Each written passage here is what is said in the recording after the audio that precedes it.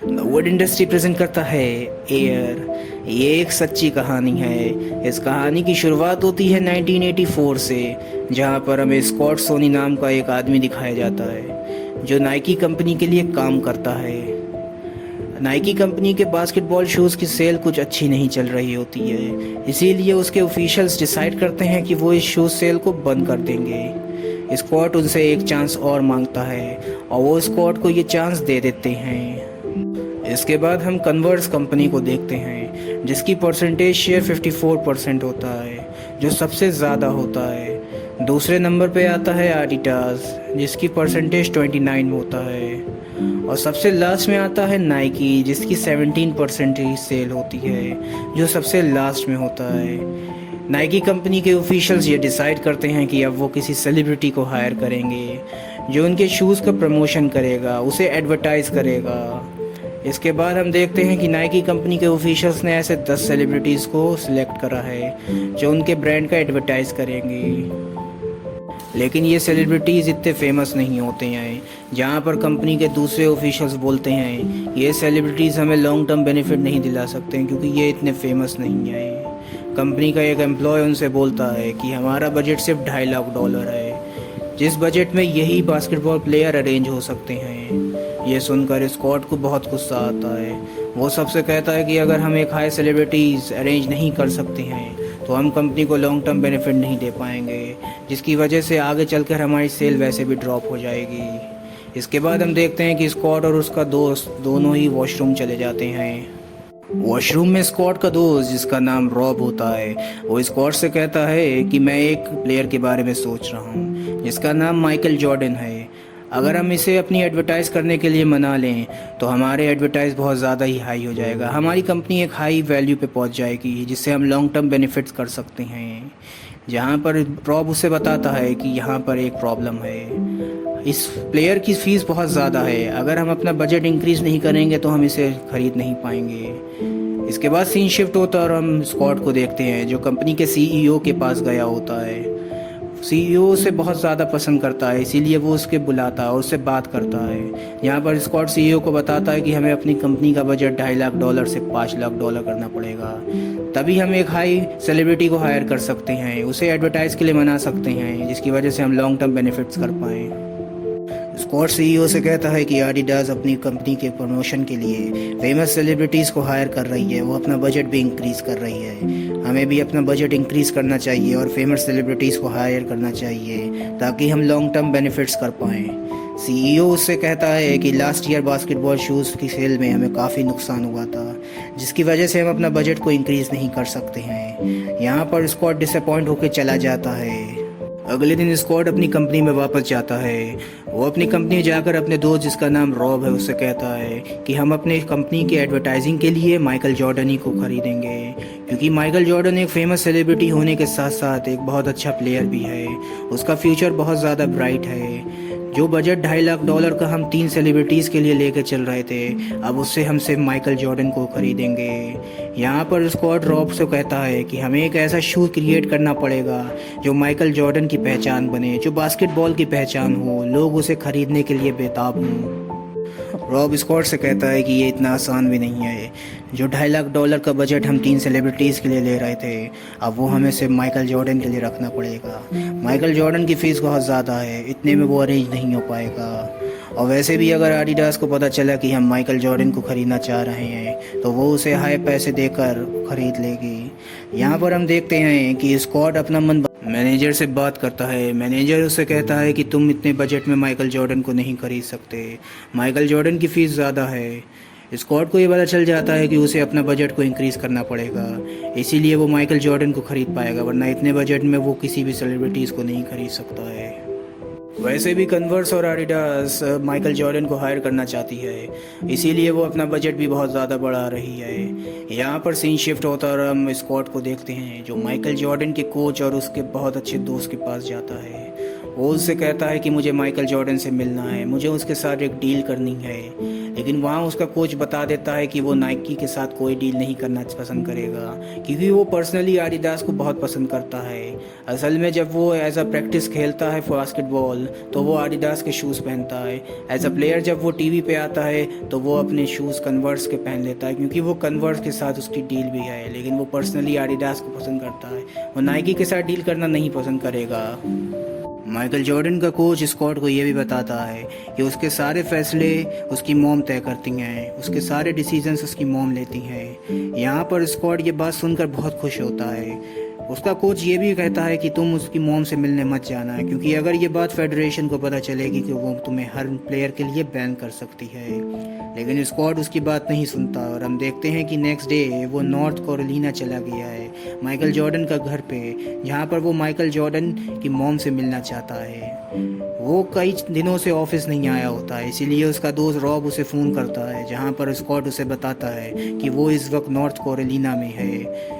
Rob समझ जाता है कि वो नॉर्थ कैरोलिना माइकल जॉर्डन के घर जा रहा है।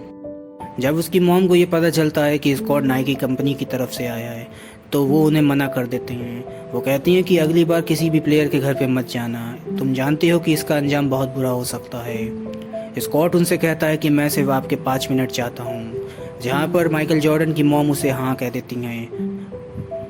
स्कॉट माइकल जॉर्डन की मॉम से बात करता है और उन्हें बताता है कि अगर माइकल जॉर्डन ने कन्वर्ज कंपनी को साइन किया तो वो उन महान प्लेयरों की लिस्ट में शामिल हो जाएगा जो कन्वर्ज कंपनी के लिए पहले एडवर्टाइज कर चुके हैं। और अगर वो एडिडास को साइन करता है तो हाल ही में एडिडास के सीईओ की डेथ हो गई है। उन्हें ये भी नहीं पता है कि उनका नेक्स्ट सीईओ कौन होएगा। वो काफ़ी इलीगल मामलों में उलझा रह सकता है। यहाँ पर स्कॉट अपनी कंपनी यानी नाइकी कंपनी की भी बात करता है। वो कहता है कि मेरी कंपनी इतनी फेमस नहीं है, लेकिन अगर माइकल जॉर्डन ने मेरी कंपनी के लिए ऐड करा तो पूरी दुनिया शॉक हो जाएगी, उसकी वैल्यू और बढ़ जाएगी। अब हम देखते हैं कि नेक्स्ट डे स्कॉट अपने ऑफिस में वापस जाता है, जहाँ पर उसके पास माइकल जॉर्डन के मैनेजर का फ़ोन आता है। माइकल जॉर्डन का मैनेजर उससे कहता है कि तुम बिना मेरी परमिशन के माइकल जॉर्डन के घर पे कैसे गए। ये रूल फेडरेशन के खिलाफ है, तुम्हें इसके लिए बॉयकॉट भी करा जा सकता है। स्कॉट उससे कहता है कि मुझे इसकी परवाह नहीं। यहाँ पर माइकल जॉर्डन का मैनेजर ये भी कहता है कि जब तक मैं माइकल जॉर्डन का मैनेजर हूँ तब तक मैं तुम्हें उसे एडवर्टाइज़ करने के लिए नहीं दूंगा। जहाँ पर स्कॉट मुस्कुरा कर कहता है कि हमारे नेक्स्ट मंथ मीटिंग है, नेक्स्ट मंथ मुझसे मिलने के लिए तैयार हो जाओ। माइकल जॉर्डन का मैनेजर उस पर और भी गुस्सा करता है। यहाँ पर स्कॉट फ़ोन कट कर देता है। अब यहाँ सीन शिफ्ट होता है और हम देखते हैं कि नाइकी कंपनी का सीईओ स्कॉट से मिलने के लिए आए होते हैं। सीईओ स्कॉट से कहते हैं कि तुम बिना मेरी परमिशन के माइकल जॉर्डन के घर पे कैसे गए। स्कॉट उसे बताता है कि मैं कंपनी को ऊंचाइयों पे देखना चाहता हूँ, मैं अपनी कंपनी को सक्सेसफुल होते हुए देखना चाहता हूँ, इसीलिए मैं माइकल जॉर्डन की अपॉर्चुनिटी मिक्स नहीं कर सकता था। जहाँ पर हमें पता चलता है कि स्कॉट अपनी कंपनी के लिए बहुत वफादार है। यहाँ पर स्कॉट ने यह भी कहा कि अगर मेरी वजह से कंपनी को कोई नुकसान होता है तो मैं रिज़ाइन करने के लिए तैयार हूँ। अब यहाँ हम नेक्स्ट डे देखते हैं कि स्कॉट अपने दोस्त रॉब को लेकर शू डिज़ाइनर के पास जाता है। असल में वो एक ऐसा शू बनाना चाहता था जो अभी तक दुनिया में आए नहीं, जिसे पहनकर माइकल जॉर्डन की पर्सनैलिटी और ग्रेस लगे और उसके साथ साथ वो उसका शू भी उसे पसंद आए। इसीलिए वो डिज़ाइनर से कहता है कि तुम एक ऐसा शू डिज़ाइन करो जो मार्केट में अभी नहीं हो। शू डिज़ाइनर उसे कहता है कि मैं हमेशा से एक डिज़ाइन बनाना चाहता था, लेकिन मैं अभी तक उसे बना नहीं पाया। वो डिज़ाइन उसे स्कॉट को दिखाता है। स्कॉट को वो डिज़ाइन बहुत पसंद आता है और वो इस शूज़ का नाम रखते हैं एयर जॉर्डन। बात को सोचकर थोड़ा परेशान होता है और जल्दी वो दिन भी आ जाता है जब नाइकी कंपनी की मीटिंग माइकल जॉर्डन की फैमिली से होती है। अब यहाँ हम देखते हैं कि नाइकी कंपनी का पूरा स्टाफ माइकल जॉर्डन और उसकी फैमिली का वेलकम करता है, जहाँ पर माइकल जॉर्डन को उसका शू डिज़ाइन दिखाया जाता है। शू डिज़ाइन देखकर माइकल जॉर्डन काफ़ी इम्प्रेस होता है। इसके बाद स्कॉट उसे एडवर्टाइज़ भी दिखाता है जो वो परफॉर्म करने वाला था नाइकी कंपनी के लिए। यहाँ पर एडवर्टाइज़ देखकर माइकल जॉर्डन की फैमिली को ज़्यादा खुद इम्प्रेस नहीं होते हैं, इसीलिए ये बात स्कॉट समझ जाता है। वो एडवर्टाइज़ को बंद कर देता है। एडवर्टाइज़ बंद करने के बाद वो माइकल जॉर्डन से कहता है कि जो कामयाबी तुम डिज़र्व करते हो वो तुम्हें दूसरी कंपनी नहीं दिला सकती है। अगर तुम दूसरी कंपनियों के साथ डील फाइनल करोगे तो भले ही तुम कुछ दिनों के लिए पैसे कमा लो, कुछ दिनों के लिए फेम कमा लो, लेकिन वो हमेशा के लिए नहीं रहेगा, क्योंकि वो तुम्हारी परवाह नहीं करते। लेकिन हमारी कंपनी तुम्हारी केयर करती है, तुम्हारी परवाह करती है, तुम्हें वैल्यू पहचानती है, इसीलिए हमारी कंपनी तुम्हें सक्सेस की सीढ़ी चढ़ाना चाहती है। ये बात सुनकर माइकल जॉर्डन की फैमिली काफ़ी इम्प्रेस होती है, लेकिन वो उसे कुछ आंसर नहीं देती और वहाँ से चली जाती है। अब हम देखते हैं कि 4 दिन बीत जाते हैं और माइकल जॉर्डन की फैमिली नाइकी कंपनी को कोई आंसर नहीं देती है। ये बात सोचकर स्कॉट काफ़ी उदास होता है क्योंकि वो 4 दिनों से अपनी फैमिली से भी नहीं मिला, उसने अपनी फैमिली से बात भी नहीं करी होती है और वो ऑफिस ही में सो रहा होता है। 4 दिन के बाद माइकल जॉर्डन की मॉम का फ़ोन आता है स्कॉट के पास, जहाँ पर वो बताती हैं कि मैंने दूसरी कंपनी के साथ डील कैंसिल कर दी है, लेकिन मैं तुम्हारी कंपनी के साथ डील जब ही फाइनल करूँगी जब तुम मुझे लॉयल्टी दिलाओगे, यानी हर शू सेल पे परसेंटेज दिलाओगे और साथ ही में एक मर्सिडीज़ कार भी दिलाओगे। जहाँ पर स्कॉट उनसे कहता है कि हम आपको आपकी फ़ीस देने के लिए तैयार हैं। यहाँ पर हमें दिखाया जाता है कि माइकल जॉर्डन की मॉम ये जानती हैं कि अगर वो लॉयल्टी लेंगी तो वो life time income Michael Jordan के लिए बना देंगी, क्योंकि अगर वो रॉयल्टी नहीं लेती हैं तो यहाँ पर उन्हें सिर्फ फ़ीस मिलेगी। स्कॉट ये बात सुनकर काफ़ी परेशान हो जाता है, इसीलिए वो अपनी कंपनी के सीईओ के पास जाता है। सीईओ उसे बिना समझे हाँ कह देते हैं, जहाँ पर माइकल जॉर्डन की फैमिली को स्कॉट हाँ कह देता है। ये बात सुनकर उनकी डील कंफर्म हो जाती है और वो काफ़ी खुश होते हैं। यहाँ हमें दिखाया जाता है कि नाइकी कंपनी का पूरा स्टाफ बहुत खुश होता है। नाइकी कंपनी का सीईओ स्कॉट की तारीफ़ करता है, लेकिन हालांकि वो अंदर ही अंदर ये भी जानता है कि अब उसे लॉयल्टी देनी पड़ेगी माइकल जॉर्डन को, यानी जब तक माइकल जॉर्डन के शूज़ यानी एयर शूज़ बिकते रहेंगे तब तक उसे लॉयल्टी माइकल जॉर्डन को देनी पड़ेगी। और हम देखते हैं कि जब ये शूज़ मार्केट में आता है तो इस शूज़ का 1 साल का रेवेन्यू ही $162 मिलियन होता है, जो अपने आप में बहुत बड़ा इतिहास होता है। नाइकी कंपनी ने आज तक कोई इतना बड़ा शूज़ सेल नहीं करा था, बल्कि किसी कंपनी ने भी नहीं। नाइकी कंपनी ऊंचाइयों की सक्सेस छू लेती है और हर साल माइकल जॉर्डन को $4 मिलियन मिलते हैं।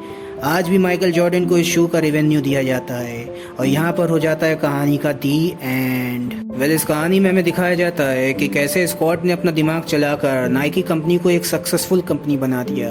अगर आपको ये वीडियो पसंद आई है और ऐसी वीडियो देखना चाहते हैं मेरे चैनल पर, तो मेरे चैनल को सब्सक्राइब करना ना भूलें। मिलते हैं एक अगली वीडियो में, जब तक के लिए गुड बाय।